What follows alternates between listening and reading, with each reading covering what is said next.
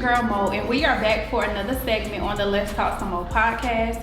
Today I am interviewing the CEO and owners of the Lit Shop here in Lancaster, South Carolina. I have my homegirl Jay, and I also have Kashif.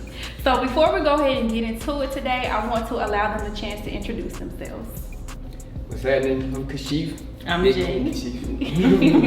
So I first want to say congratulations, and I want to say that the shop looks beautiful. I remember back in February, I want to say during the grand opening, I didn't see half of this that's in here now. So it looks real nice and stylish in here, so congratulations. Thank you. So let's just go ahead and get into what everyone wants to know.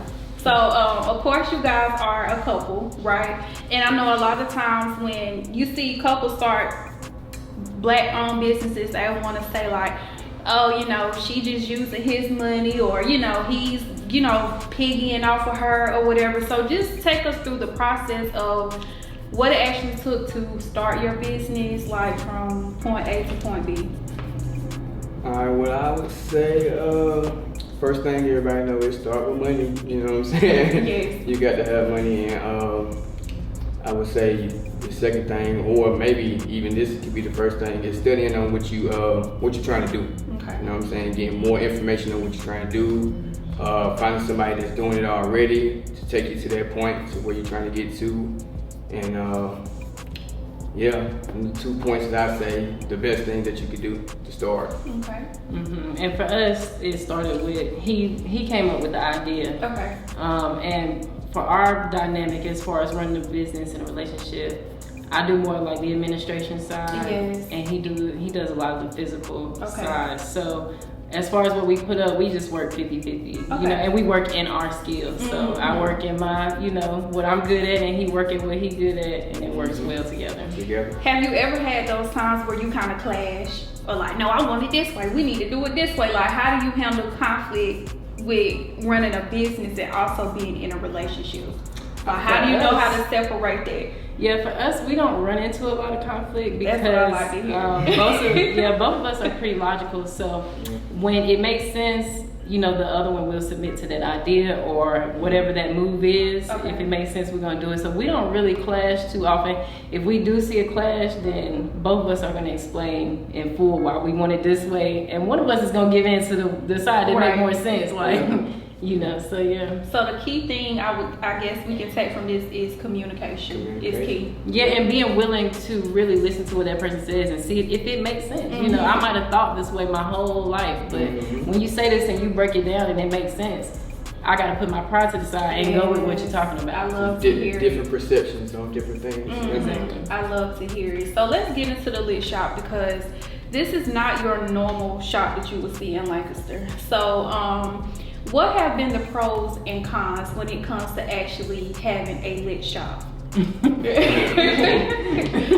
So I would say it's different pros and cons, for sure. Already, like I said, when businesses, we already done came in here and we done had a problem with the AC, so I done had to fix the AC already, So it's stuff that's gonna arrive when you have a business, regardless of what type of business it's in. And I would say that would be definitely a con. And the pros is, we got our own business. We got our own family-owned business, you know what I'm saying? Started from the bottom. It's black-owned down here in Lancaster, South Carolina. Yeah. So, yeah, I would say that's the biggest pro that I would know.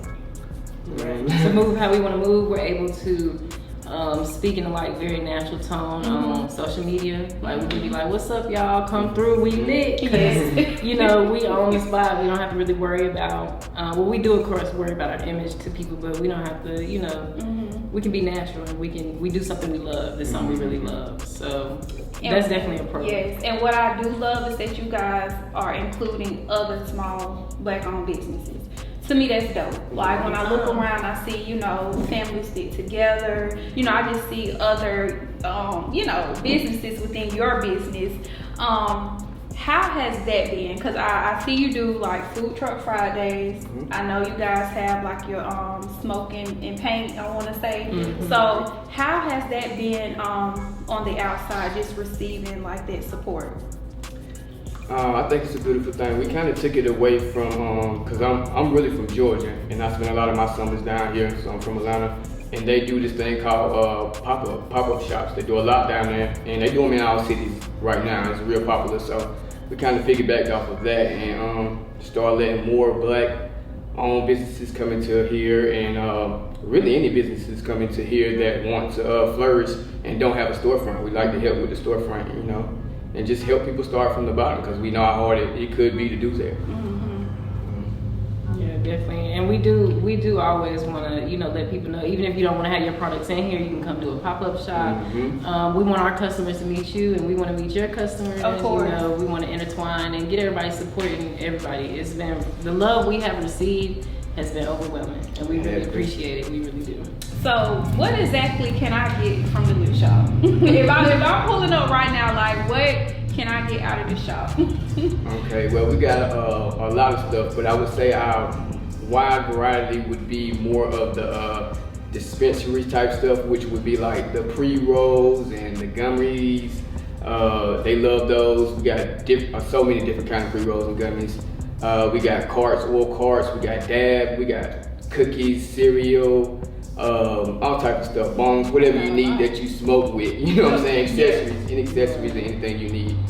And we try to keep all the new stuff coming, man. We got new cookies bags coming in, we got backwood bags, dime bags, all type of new stuff. So the most popular is probably the gummies for the ladies. Okay. Everybody likes the pre-rolls. You don't gotta roll nothing up. Right. It's ready to go. It's legal. And these oil carts right here. This is a THC oil cart. Okay. Everybody like these because, you know, you can still be riding with the kids and be able to smoke, or when you go on a trip, going out of town, we have it with you. Yep. So have you guys been surprised at what type of customers you receive? Like, is it more of a younger crowd, or do you get a mix of older people that you probably wouldn't expect to come to the Lit Shop? That's for sure. That's for sure. We actually been getting a lot of different type of people coming through that I wouldn't have thought would have been supporting as much, and we appreciate that. Okay. We deeply appreciate that for sure. That's good to know. Now, being, you know, the type of products you guys do sell or service, was there any rule or regulations that you had to go through or get approved in order to have these products in your store? Yeah, it depends on what you're actually trying to sell, what you're trying to do, and the way you're trying to maneuver. We more want to be a dispensary type of store, so, you know, we did have to go through different steps, you know, take different steps to get to what we're selling, the pre-rolls and whatever else that we are going to sell in the future when they allow for us to. Okay. Yep. So let's piggyback a little bit from like a black-owned business aspect. For a lot of people, you know, sometimes we need to start a loan or we need something to kind of get us started. What advice would you give to someone to cut out that middle person, but who's interested in actually starting their own business without having to take out any loans or, you know, extra? Right. What I would say is we come up with a lot of good ideas all the time, and we chose this avenue because we looked at this idea and said, okay, we can start this up without, you know, getting $100,000 loan, and we can make profit off of it in a reasonable way. And so that's exactly what we did. We didn't take out a loan. We did exceed all of our resources to get Lit open. Okay. You know, we pushed everything to the max. We put everything we had in it, more than we probably should have, just to make sure it was going to be ready for opening so we could, you know, move forward. But we didn't do what a lot of people are used to with, you know, taking out a big loan. And we want to let people know, if you're willing to work, like if you had a goal, you know, a vacation day and you had your money saved up and you were getting it ready, same thing. We just worked really hard to make sure that we were ready for this particular day. Okay. And put all our resources into it. So it's basically about budgeting. And basically having a plan and sticking to it. Yeah, and be willing to put everything in. You know, a lot of times we say we believe in ourselves, but are we putting the footwork in to show that we believe in ourselves? Are we risking it all for ourselves?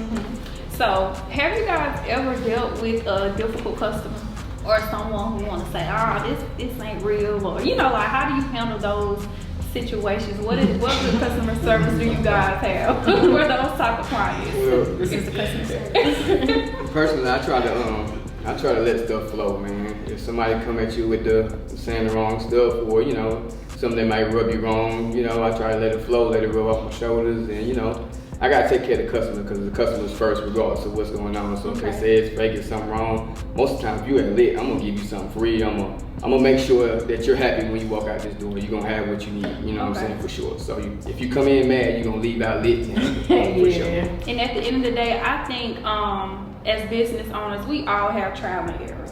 But I feel like it's all about how you accommodate your clients that keeps them coming back. Right. And I think that's key thing. So I think that's really good what you guys are doing. Thank you, definitely. And if there was ever a time where somebody came lit and they were unsatisfied, you know, we want to let them know the door is welcome to come back.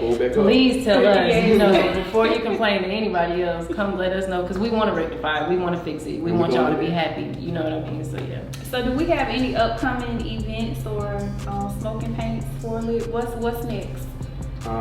We are gonna have another puff paint coming up pretty soon. We'll post it online, most likely our Facebook and our Instagram. So y'all stay tuned in. At Lit Smoke Shop LA is our Instagram, our Facebook, and our TikTok. Okay, TikTok. I like that. Everybody loves our TikTok. Do you guys have a website at this time, or is that in the works? We do. It's www.litsmokeshopla.com. We don't sell any of the items in here, of course, because you have to be 21 or older to get anything but the apparel. But we do have where you can book the space because we do the puff and paint, or you can book us for a puff and paint if you wanted to, you know, have a celebration here, and that's what's on our website. Yes, congratulations. Thank you. This is lovely. I love it. One last thing before we end the interview. What advice would you give to an upcoming entrepreneur or someone that's kind of in your shoes that cannot find their way or just need a little bit of guidance when it comes to opening up their own business? And that can be from finding the perfect venue, you know, what to look at, what not to look at when you're, you know, finding a building. Like, what advice would you give? I would say, as he mentioned earlier, with starting a business, the most critical thing is research. Like, if you know what you want to do already, you know, research everything to do with that, everything to do with those products. That's how you're gonna know what kind of building or where you need to be located by. This is a smoke shop. We're right beside a liquor store. Yes, I mean, that's just, that's just perfect. So stuff like that, you know what I'm saying? When we cased it out, we knew that. We saw that opportunity. So look at your items and look at where you want to be. And location. Everybody says location. Of course, that's important. And also think about, you know, your online strategy. It's 2022. Like, what are you going to do online to set you apart from the competition? Because most of our customers are online. Right. You know what I mean? So that's a big part too, I would say, when you're starting your business. Yes. Is there anything else you guys would like to say to the viewers before we end this interview?